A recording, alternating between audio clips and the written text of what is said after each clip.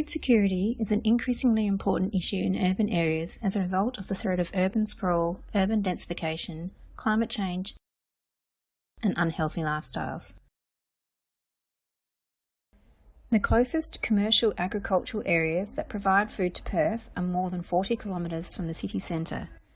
As these agricultural areas decrease and food demand increases, food production in the Gascoyne and Kimberley regions will become increasingly important to Perth food supply.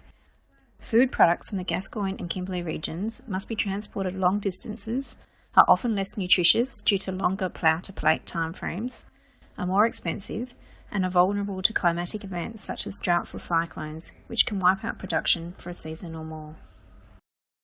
Increasingly, concern is being raised about the fact that cities are consuming much more food than they can produce locally.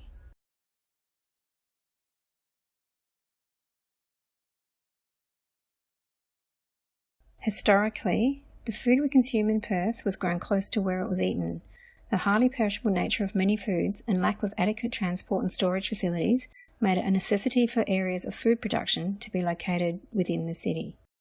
On arriving in the Swan River colony in 1829, the first settlers soon encountered the areas predominantly in fertile sandy soil, but identified a few patches of fertile ground along the banks of the Swan River, and low-lying damp areas with peat soils just north of the new town, and began to use these areas for commercial food production. However, most food production was done on a domestic scale, and there were several times that the new colony nearly starved. The lack of competing land uses that allowed agricultural land to remain in and close to the city centre in the 1800s is due in part to the unique history of settlement of Western Australia compared to other states. Unlike states such as New South Wales, which was established as a penal colony, WA was founded using a land grant system exclusively for private settlement as a result of Captain James Stirling's passionate marketing of the business opportunities to be found in the Swan River colony. Unfortunately, several factors hindered this potential business opportunities. The first was the physical isolation of Perth, as the only mode of transportation to and from Perth was by ship, and it took 4 months to sail from England, with few visitors from the other states. Secondly, there was a severe lack of money capital in the colony. To be eligible for a land grant, the colonists were required to own physical assets suitable for land use, and so immigrants bought physical rather than monetary assets. This lack of funds limited the establishment of infrastructure, which, coupled with the difficulty of getting supplies, led to the population being slow to increase. Although the population growth for the colony began to gain momentum with the arrival of convicts in the 1850s, the main economic factors drawing people in, such as the rural agricultural industry and the discovery of gold in the late 1880s, meant that even though the colony's population grew from 53,177 in 1891 to 193,601 in 1901, only 28% lived in the metropolitan area in 1901, compared to 79% in 2016.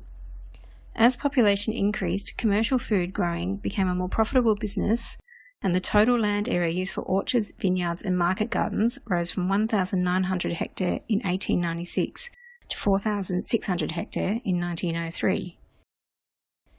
However, as the profits from the regional areas flowed back to Perth, the demand for new urban development also increased, and the city soon became congested.